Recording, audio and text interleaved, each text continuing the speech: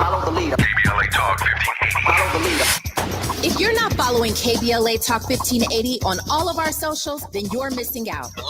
Download our app and find us on Facebook, Twitter, Instagram, YouTube, and on the web at KBLA 1580. That's right. Again, you can find all of our socials at KBLA 1580. We've got a lot to talk about. By the way, if you miss any of our weekday shows in real time, you can always catch up by checking out the podcast of your favorite shows at your leisure. At KBLA Talk 1580, we've got your black. Got your blood. Keep following the leader. Oh my God. Follow the leader. Follow the leader. Follow the leader. Follow the leader. Shine, flies, no time to waste while it's passing you by. Shine, flies, be patient, 'cause good things happen in time. We gon' get it right, we gon' get it right, we gon' get it right. We gon' get it right. Protests and anthems, yes, we chanting. A movement of people, it's like we dancing to the ministry of. It's the energy of, in memory of them that we love. The trinity of the people, the peace, the power, the truth. We speak the powers even louder. We can say it blacker, we can say it prouder. A woman vice president that went to Howard. Now we talk helping black businesses, and our differences is magnificent. Bringing light to the point where the prisons is. I was told good life is where forgiveness lives. The ascension is to leave what's left behind and feed the seeds for deeds that bless the mind, caress the mind and question justify. With you and God in time, my best align. Shine, flies, no time to waste. You're listening to A More Perfect Union on KBLA Talk 1580. I'm your host and White House correspondent, Dr. Nii-Quartelai. Happy Tuesday, everybody. I'm in touch, and so you be in touch. Follow me on all the social media platforms at Dr. Nii-Quartelai.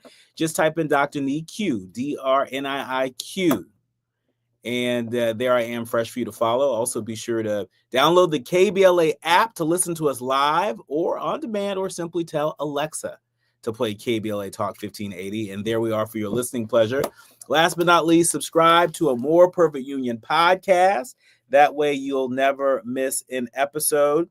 And I've got to give a special heavenly birthday shout out to one of the best to ever do it, award-winning author Toni Morrison. This would have been Toni Morrison's birthday. So today we are reminded of the genius of Toni Morrison. But even more than that, the humanity that she has helped so many of us to unlock through her work. Now it's time for your national news roundup. It's time for you to decide the good, bad, and ugly headlines of the day. And just as we are kicking off our second hour, we have some breaking news to share with you. Some breaking news that to folks here in Los Angeles, folks have been paying extra close attention to learn what the fate would be for A$AP Rocky. A$AP Rocky. And we now know that. We now know what the fate will be. The Associated Press is reporting that A$AP Rocky is found not guilty of firing a handgun at a former friend and avoids years in prison. This comes as the Los Angeles jurors deliberated for only about 3 hours before clearing him of 2 felony counts of assault with a semi-automatic firearm. The 36-year-old hip-hop star, fashion mogul, and burgeoning actor, whose legal name is Rakim Mayers, risked more than 24 years in prison if he had been convicted. On the eve of the trial, he turned down a prosecution offer of just 6 months in jail, along with probation and other conditions, if he would plead guilty to 1 count, insisting on his innocence. And with 2 young toddler sons at home, along with his longtime partner, Rihanna, the 36-year-old Rocky decided to gamble that a jury would feel the same, and it paid off. The jurors felt at least that there was reasonable doubt of his guilt. You might remember that Rihanna attended the trial sporadically and brought the couple's two sons, 2-year-old Riza. Did I get that right, Andy? It was Riza? Riza and their 1-year-old Riot Rose.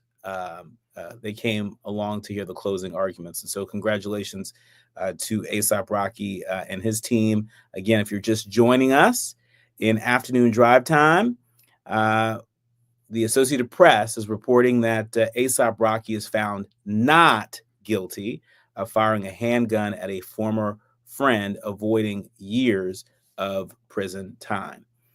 Now, in other news, are you wondering what I'm wondering when it came to this Delta plane that crashed in Toronto? How did everyone survive the Delta plane crash in Toronto? If you saw the video that is circulating on social media, my guess is that you might be asking the same question.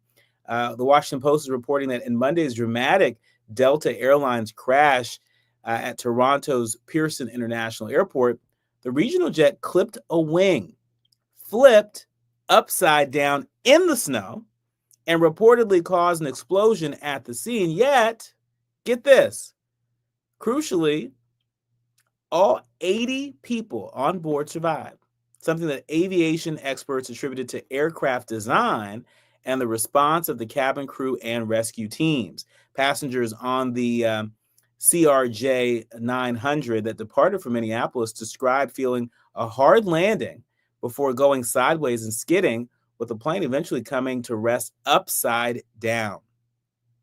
Video of the crash showed smoke billowing from a snowy runway and a burst of orange flame. Can you imagine seeing that? Delta said today that 21 passengers were brought to the hospital with injuries, and that all but 2 have been released by the morning, while investigators are still working to determine why the plane crashed and mechanical issues. They can't be ruled out, at least not at the moment. Engineers design aircrafts to be as survivable as possible in the case of an accident. Experts say that for a scenario like this, it's about minimizing the injury of people on board. Look, if you were looking for a miracle, here it is.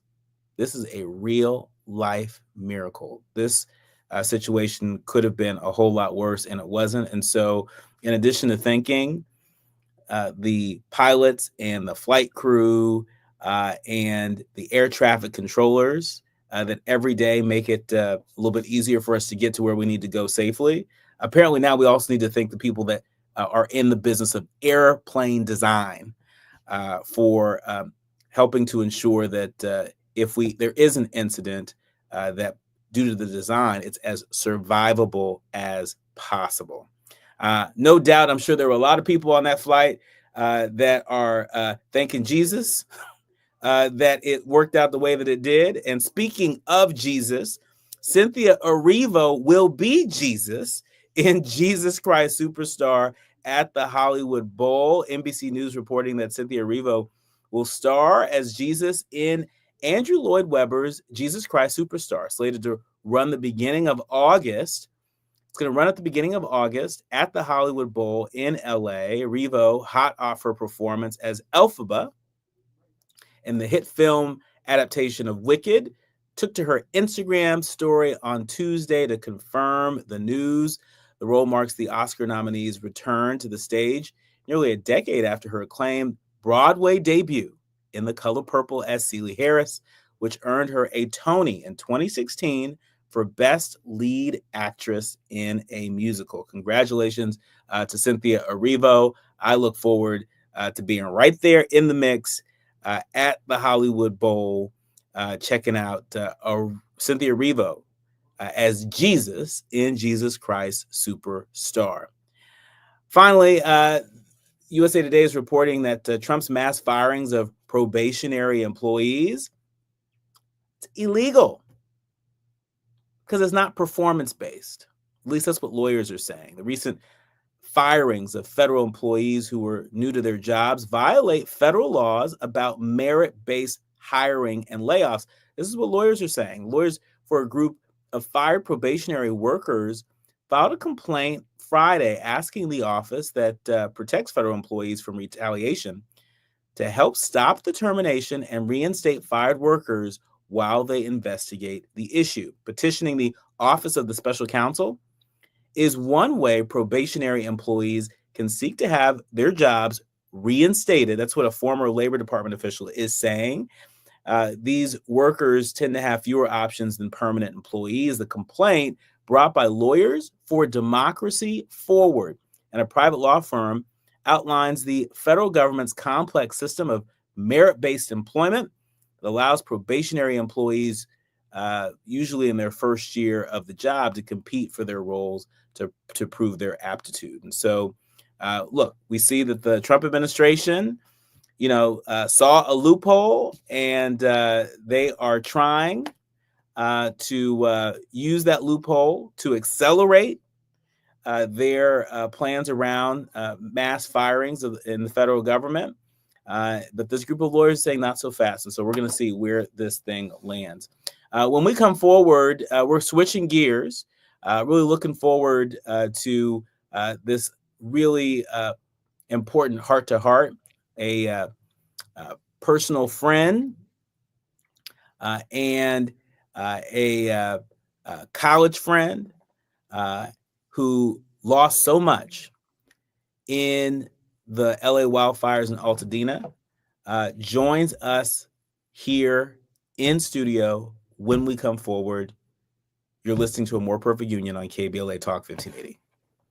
You're listening to A More Perfect Union on KBLA Talk 1580. We've got a lot to talk about. They can do anything they want to us. We might not be back. I might be in jail. I might be anywhere. But when I leave, you can remember I said with the last words on my lips, I am a revolutionary.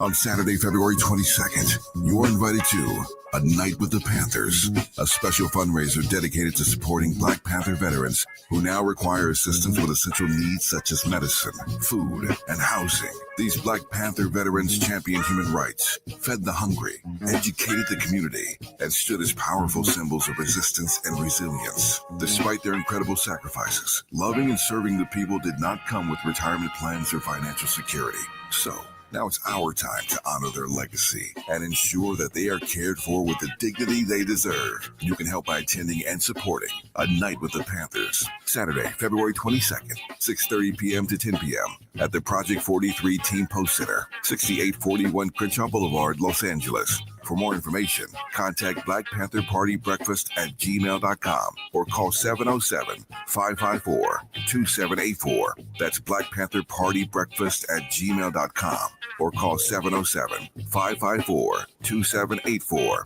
This is a community call to action from KBLA Talk 1580. At KBLA Talk 1580, we've got your black.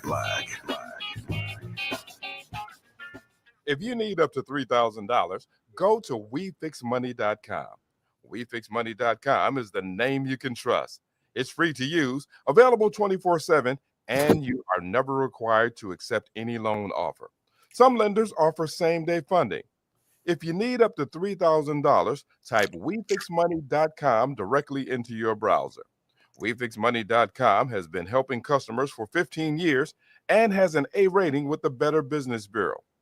So, if you need cash for credit card bills, car repairs, child care, or anything else, go to WeFixMoney.com.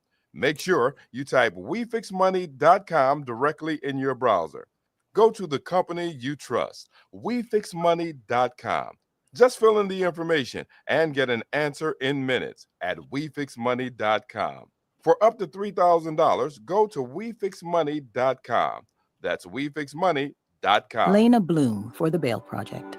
Imagine you're stuck in a jail cell and you can't afford bail and someone offers you a way out. Just plead guilty and you can go home and kiss your kids goodnight. What do you do? What thousands have. You plead guilty whether you are or not. Cash bail makes poverty a crime. That's why the Bail Project helps those who can't afford it while fighting to end cash bail, because freedom should be free. Brought to you by the Ad Council. The California Crusader newspaper would like to thank all of our subscribers for their support throughout the years, proudly serving the South Los Angeles and South Bay areas for more than 40 years. The California Crusader is a multicultural, Black-owned, adjudicated newspaper that focuses on providing newsworthy information to the people in our community. We're constantly looking for ways to assist businesses in our community to connect with our subscribers. We provide low-cost, effective ways to promote your business with our reasonable and affordable advertising rates. You can participate by suggesting, sharing, and submitting your stories on the California Crusader newspaper Community Share Facebook group page, or visit our website at cal-cruise-news.com. That's calcruisenews.com. Then click on the Submit Now button located on the top right corner of the homepage, or text CCN to 42828. Again, text CCN to 42828. The California Crusader newspaper, working together to build a better community for our future. Subscribe today. We have no permanent friends or permanent enemies. Only permanent interests as we effort to build a more perfect union. You are listening to and streaming A More Perfect Union on KBLA Talk 1580. I'm Dr. Nii-Quartelai, and really delighted to welcome to the show an old friend. We go way back to our days at the University of Southern California. And, you know, I'm certainly more salt and pepper than she is. And so it's there. It's coming. But, you know, I'm really delighted to welcome our friend, Lauren Randolph, who has been through a lot in the past several weeks. You know, she used to call Altadena home. And these days she still calls it home. She's just not driving up to her house every day. Here to share her story, please welcome Lauren Randolph to the show. Thank you for having me, Nii-Quartelai. It's, yeah, I don't exactly have words for what it is. It's everything's not always a pleasure or exciting, but it is good to talk with a friend about Altadena, our home, our city, and everything that's been going on here. So Lauren, let's start with just sort of the basics. You know, tell us, you know, what happened that day where you and Jordan and your two baby girls had to suddenly pack up and evacuate. Talk to us about, you know, notifications, because there's been so much in the news about half of Altadena residents getting proper notification to evacuate. The other half didn't get proper notification. And so if you can, take us back to that day where you all had to evacuate. Yeah, I mean, it's been a big headline. It's been a big part of the news on Western Altadena not getting the evacuation warning, and most of Western Altadena is gone. And we were included in that group that was in that region that did not receive a push notification on our phone. We just received a watch duty notification at 3 a.m. Luckily, we're a big part of the community. Jordan's on the board of a nonprofit, Altadena Wild, that was about their goal was to protect the nature and preserve it in our community. And throughout being a part of it, we're in a lot of groups and information, just listening. And there were high winds coming that night, and we knew that was coming. I was in a weather group, Altadena weather group, and he talked a lot. He said, you know, this is the worst case scenario. There could be a fire with 100-mile-an-hour winds. Charge your electronics, park your cars facing out, and be ready to go. And having been on evacuation warning during COVID and it not really happening, I definitely, we thought hard. As soon as I heard there was a fire, I had called my husband. I had trouble getting a hold of him. I finally got a hold of him. He got home with the kids, and I said, pack your bags, we're leaving. Because for me, one of my worst fears is just in the middle of the night running with my children for safety. And that's what would have happened if we had waited for an evacuation notice at 3:30 or something in the morning was when it came through the app for us. So I am grateful that we got out. We talked to a lot of our neighbors. We said we were leaving. We made sure they were leaving. I met people who'd been there since the 70s on my block, and they were leaving. They had stayed through multiple fire warnings. They had done it many times, but even they, seasoned Altadenians, were like, we're leaving, get out, get out. And so we did. We left. And how much contact do you still have with your neighbors? Have you all created some sort of group chat? Or do you all, contribute to one another or support one another through a listserv? How strong are those ties to They're the so folks who are your strong. neighbors? They're so, I say people who live in Altadena want to live in Altadena. Like nobody just is like, oh yeah, I live here, but I'm waiting to move somewhere else. It's just the passing until like you move to Altadena because that is your forever home. That is where you want to be. And we actually had a potluck at our house on Sunday, and we had about 30 of our neighbors show up for the potluck on Sunday. And it was beautiful. We had people who have been in the neighborhood since the 70s. We had a family come that just had a 7-month-old baby and have only been there for 6 months. And we had our house full of people. And I think it was it's the first time so many of us have seen each other since the fire, since this happened. And we definitely needed that in-person connection. And a lot of us have been messaging. There's Facebook groups, there's WhatsApp, but and there's Zoom calls, but at a certain point you just need to see and hug the people who share the same trauma as you and the circumstance and can understand all of it like we all can with one another. So I am grateful. We have a very strong community. And some neighbors I talk to every single day, but this was like a bigger outreach that brought together more. And people were here for like 4 hours. We were trying to kick them out. They're just chilling. Well, I mean, I'm glad that folks are able to experience some semblance of community, though I'm sure there are waves of trauma that still hit people. I can't imagine how disorienting all of this must still be. We know that for a lot of people, Altadena wasn't just home. It was also where their businesses operated. And there were a lot of home-based businesses that are no more because of it. I know you too are also a small business owner. Yeah. How are you adjusting? How are you recovering on the business side of the equation? Yeah, I mean, I think there's actually a twofold answer to that for me. I think I do a lot of corporate business, so I travel. So that actually hasn't been affected as much directly. I think what's affected me the most is my productivity and being able to focus. But I also work on quite a number of events in LA and in the city. And I think with that, a lot of events are being canceled because of the fires and a lot of fundraisers. And I think that's actually really difficult for my industry and for the people working in my industry, the service, the restaurants, the catering, the rentals. It's hard to lose your home and your community and then also lose your business as well too. Yeah, I mean, again, I can only imagine just losing any one of those things is a lot, let alone losing both of them at the same time. What about your kids? How are your kids sort of adjusting?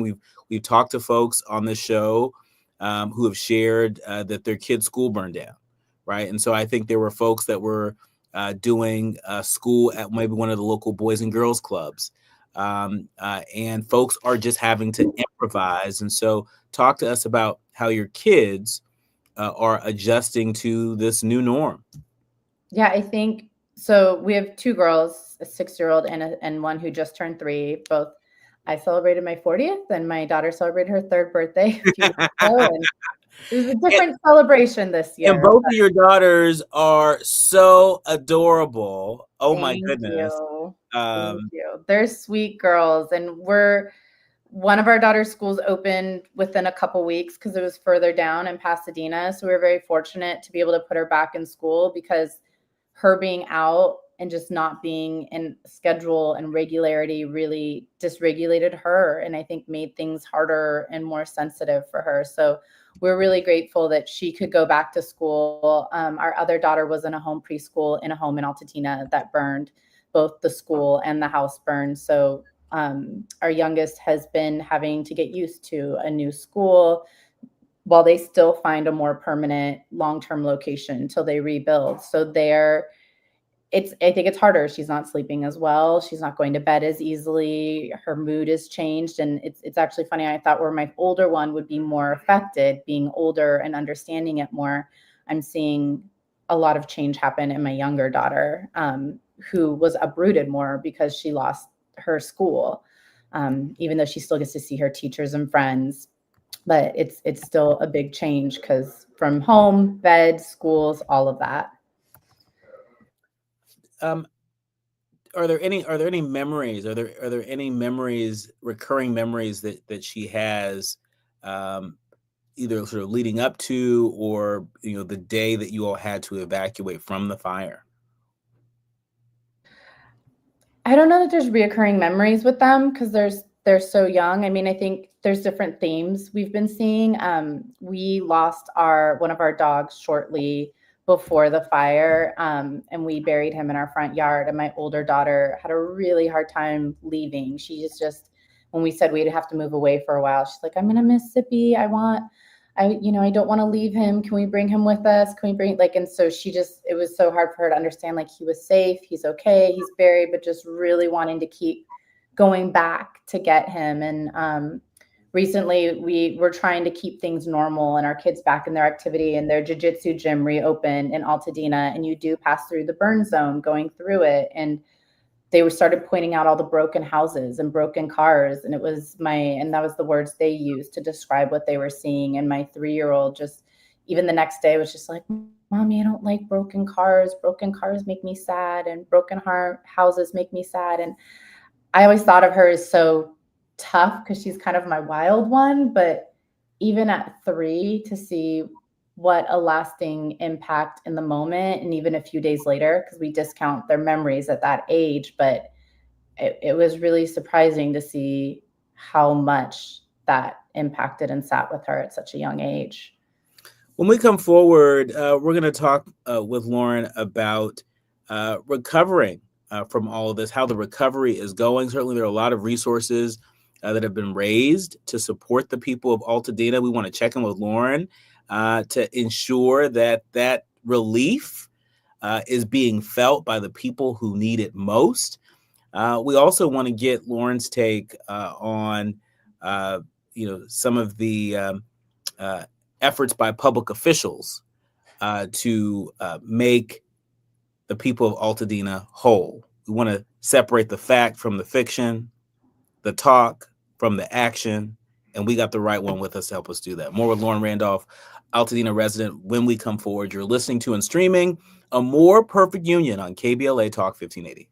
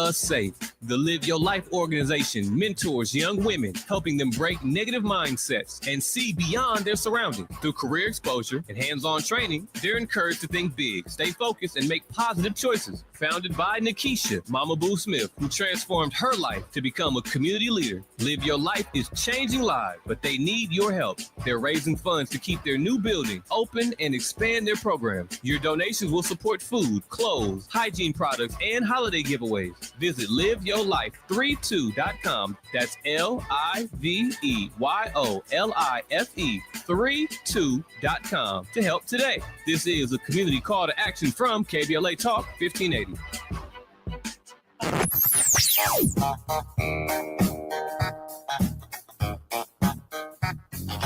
This is KBLA Talk 1580. Talk radio. That's music to your ears. We're unapologetically progressive. KBLA Talk 1580. Hit me! National news of consequence. Informed opinion. And analysis beyond the headlines. You're listening to A More Perfect Union on KBLA Talk 1580. You are listening to and streaming A More Perfect Union on KBLA Talk 1580. I'm Dr. Nii-Quartelai, and she is Lauren Randolph. She is an Altadena resident. She's a fearless mama bear. She's a devoted wife and a businesswoman. And like so many folks in Altadena, each and every day, Lauren is doing the best she can. She's doing the best she can. And her best is certainly a lot, all things considered. Look, Lauren, I know that there are a lot of folks who have stepped up to raise money and volunteer and provide support and resources to folks who've been impacted by the LA wildfires writ large, but particularly in Altadena. Can you share with us, are there any particular efforts that seem to be making a really big difference in you and Jordan and the kids' lives? Yeah, I mean, honestly, I think first and foremost is our direct community of friends and family and people who know us and have reached out and supported us and lifted us up. Is really one of the biggest, but we have a local Altadena farmers market that's been giving away fresh food to people. Even though they've lost their location and everything, they've opened up in Eagle Rock to give out food to people. I think not directly for us, but the churches in Altadena have really stepped up. There's a lot of churches throughout the community, but they have really become a place for people to go to. And then Octavia's Bookshelf, I have to talk about too, because they are a local Black-owned bookstore in Altadena.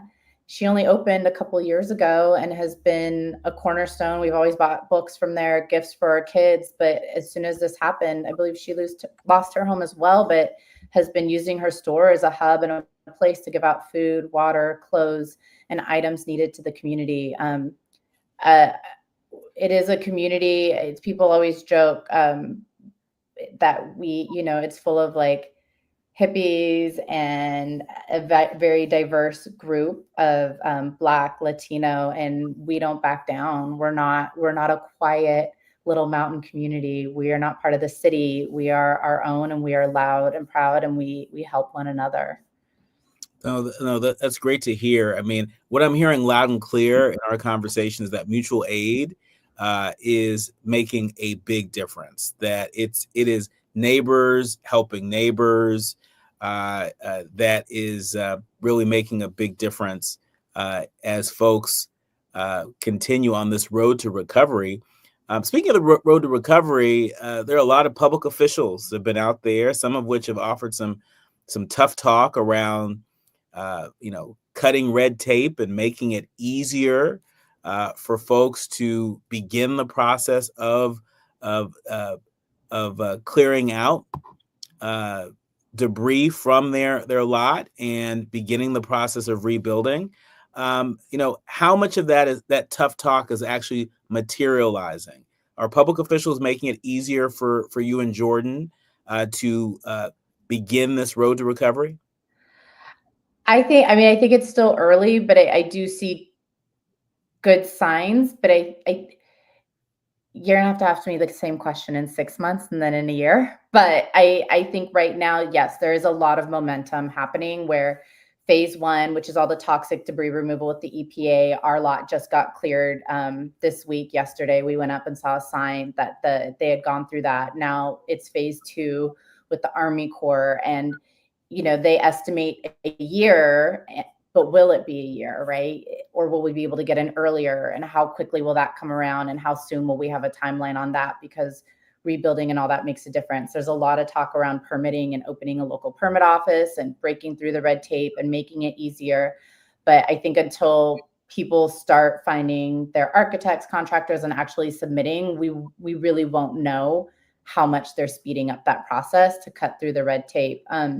You actually asked to get at an interesting time too, because our representatives are doing a lot and holding, weekly meetings and town halls, which is really great to hear from. And I've gotten to learn more about them than I had in the past. And I do appreciate that. I think now the next thing though is how do they continue to fight? Like it was recently announced they aren't testing the soils for toxin. They're just removing the top 6 inches, when in past fires, they've actually gone back and retested long-term and throughout time. And I talked about how we're a strong community. There's a lot of scientists with JPL and Caltech, but I don't think it should be on us as a community organizing and getting scientists to soils test. I think that's something that is to be determined whether our representatives push for that too, since that was a precedent. And I know this is a larger scale than before, but if we're going to rebuild our house on our land that they've cleared, we want to know that we are doing so in a safe place where in 20 years our kids aren't more susceptible to cancer or other health conditions because those tests weren't done, or it's something not everybody can do financially, have to take out of their pocket, right? You're already rebuilding your entire home as an underinsured person, plus you have to pay more just for peace of mind to rebuild back. And speaking of insurance, so you mentioned you referred to yourself as an underinsured person. When I came back to LA a few weeks ago and had a chance to attend one of the community meetings that was hosted in Pasadena, where it was clear to me that there were a lot of people that were either underinsured or uninsured. Therefore, their reliance on FEMA, that was the best that they had, right? Mm-hmm. So talk to us about what your experience has been thus far in terms of your insurance claims. Do you feel like the insurance companies are working with you? Do you feel like they're stalling? And what are you hearing, compared to your neighbors who are also going through the same process at the same time? Yeah, it's complete. You can go from one end of the pendulum to the other. I mean, we are fortunate. We have USAA insurance from my dad being enlisted. And so they've actually been really better to work with than a lot of the other insurance companies. If anybody can join USAA, I highly recommend it. But they have, they're great to talk to. They aren't withholding funds the same way as others. But I hear all the stories. I hear people with brand name insurance companies fighting and having trouble. And then people with startup, smaller insurance companies having the same issues. I think almost everybody in Southern California is underinsured, right? To an extent, especially when you go into thinking about rebuilding 9,000 homes just in Altadena alone, the cost of labor, construction, all of this is going to skyrocket. So what might have been a well-insured property, if it was a fraction of the amount of homes gone, is now not because of rising supply and demand. So, and then I hear other people who are having issues whose houses didn't burn and they're still there, but I say it's almost, if your house is still standing, you're grateful, but it's almost like a mirage or unreal because you can't go back to it yet. And it's even a harder fight trying to prove that it's not healthy to go back to with insurance company. If all the smoke is gone, the smell's dissipated, they go and they're like, oh, it's fine, just give it a good clean down and it'll be okay, or just wash it down.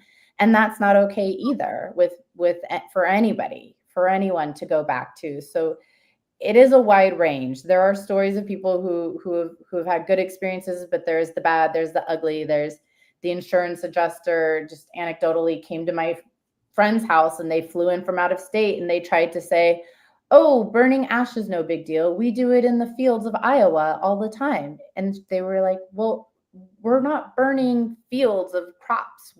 This is actual toxic materials and plastics and metals and machinery that's built. Let's not compare. Mm-hmm. So you hear those stories and you're just like, what is, I understand you're under, there's less manpower, but are you not qualifying the people you're sending to deal with these people who have gone through so much loss and disruption to their lives?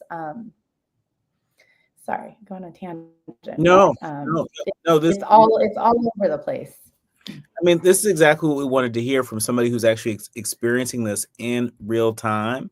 When we come forward, I want to pick up our conversation related to the fact that folks have determined that there won't be any testing of the soil for toxins beyond that 6 inches.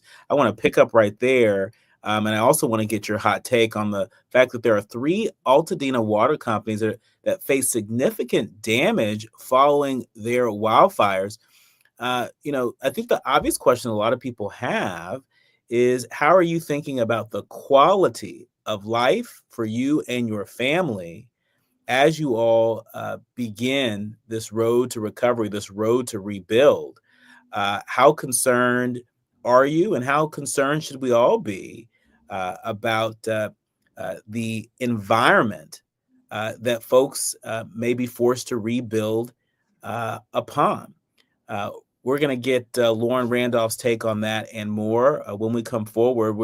We haven't forgotten about Altadena, and we're not going to forget about Altadena right here at KBLA Talk 1580. Our conversation rising from the ashes when we come forward.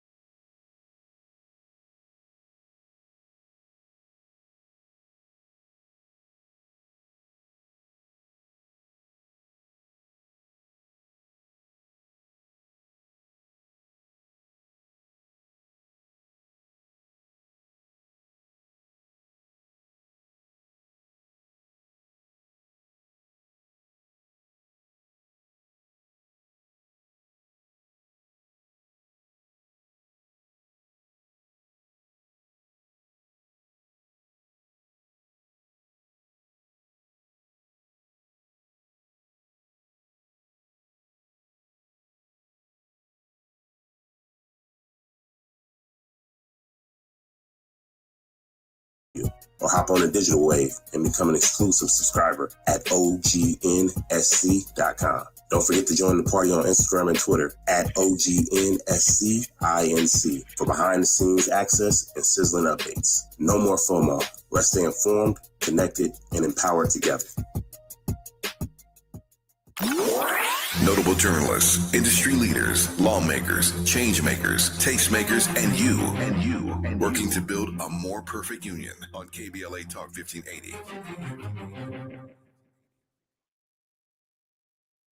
You are listening to and streaming A More Perfect Union on KBLA Talk 1580. I'm Dr. Nii-Quartelai Corte. She is my college friend and one of our learners and listeners. Lauren Randolph is joining us. Really a beautiful demonstration of the kind of community that we have read and heard so much about. And for those of us who've ever lived in Los Angeles, we're very familiar with the Altadena community. It's a very special community. And it's a community that has been getting a lot of love, as it should. But we got to trust but verify when it comes to all the love and support that's out there. And so, Lauren, I know that there are a number of folks who've been very generous, but I think there are some opportunities for generosity that have been a little bit cumbersome to tap into. Talk to us about what you've been experiencing. Yeah, I think people are showing up, right, to support the community, and they want to help. They want Altadena to stay Black and stay multi-generational and stay there. And you're seeing a lot of celebrities coming out saying they're going to give funds and they're starting funds, and we've had concerts. But all of us within the community, you start to understand other people in disaster zones where all this money is pouring in, but who is it going to? How do you get it to the people who need it?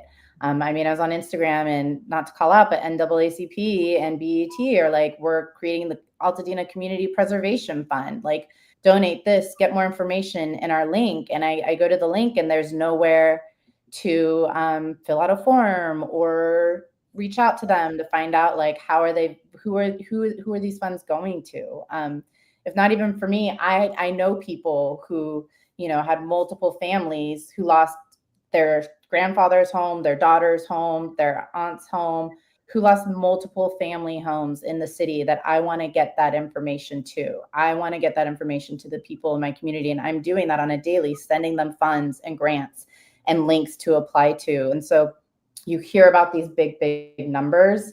And I want to ensure that there's a checks and balance of who is overseeing these funds and getting them to the right people.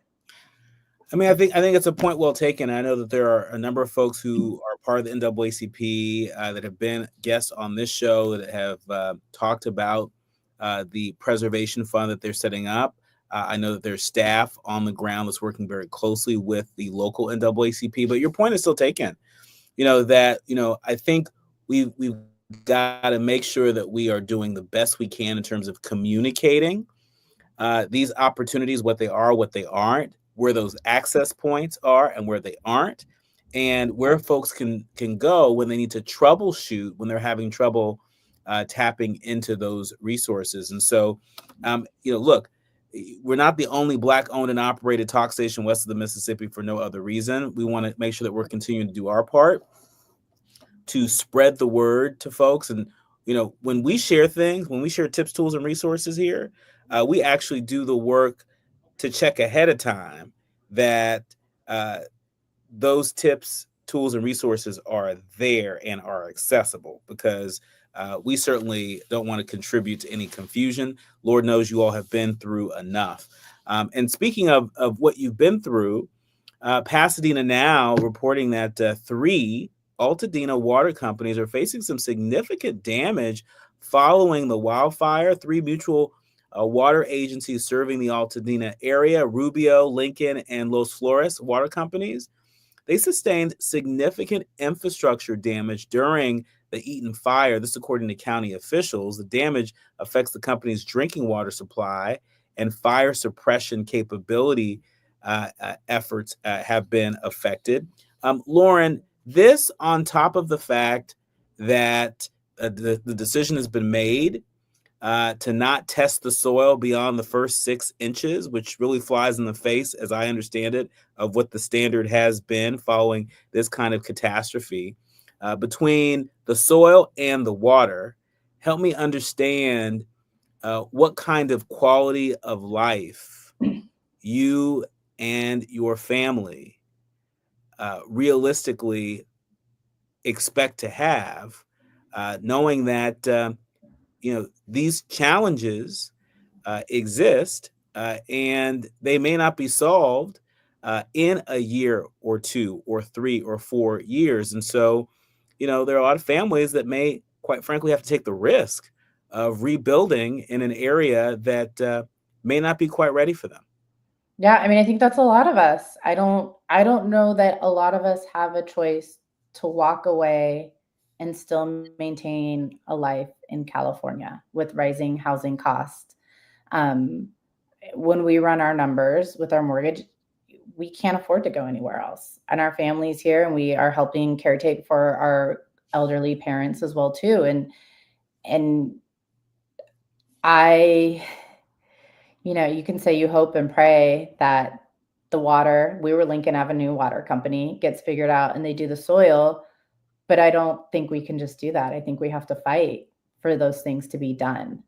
I think we're going to have to fight to get the soils report and to make them do what they should be doing at the least after everything that's happened. I think we're going to have to fight for the water. I mean, obviously infrastructure and stuff takes time, but I don't think it should be on the residents of Altadena to figure out how to solve this. I think it should be part of a bigger government. We all pay our taxes, and we pay more in California, heaven knows, more than any other in the country, but we do so that when these things happen, they have our back and they step up, and the government should help us. And that's how I feel, whether or not that becomes the truth, but it is scary. I mean, you don't think of California being a place where you don't have clean drinking water. You don't think of nowhere in the United States, in any modern country, should clean drinking water be an issue, yet we've seen it, right? We've seen it in Michigan and across the country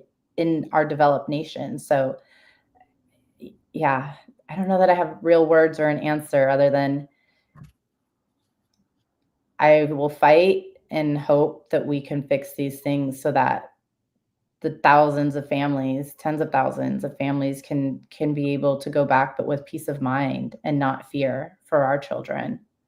And we will fight alongside you. We will fight to make sure that any sort of mis or disinformation is dispelled. We're going to do our part here at KBLA Talk 1580. And Lauren, I hope you and Jordan and the girls come back again soon to give us an update on what's happening on your road to recovery in Altadena.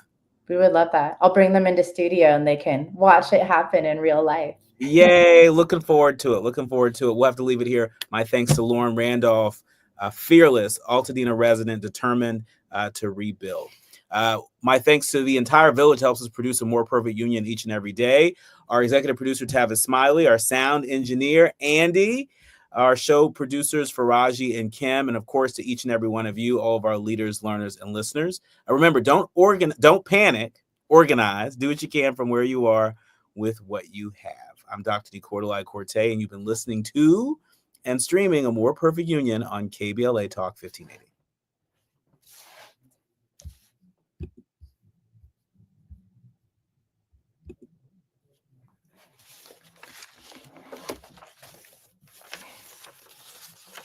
Monday when he invoked Adolf Hitler's book while defending himself against the calls to resign. Mayor Adams spoke at an event in Brooklyn as 4 deputy NYC mayors announced their resignations over the Justice Department's controversial decision to dismiss the federal corruption charges against the mayor. Egg prices continue to soar. According to a new report from the USDA over the weekend, wholesale egg prices jumped 40 cents over the last 30 days. I'm Tyreek Wynn on the Black Information Network, your home for Black News First. In Culver City on the 405 southbound coming up on Venice Boulevard.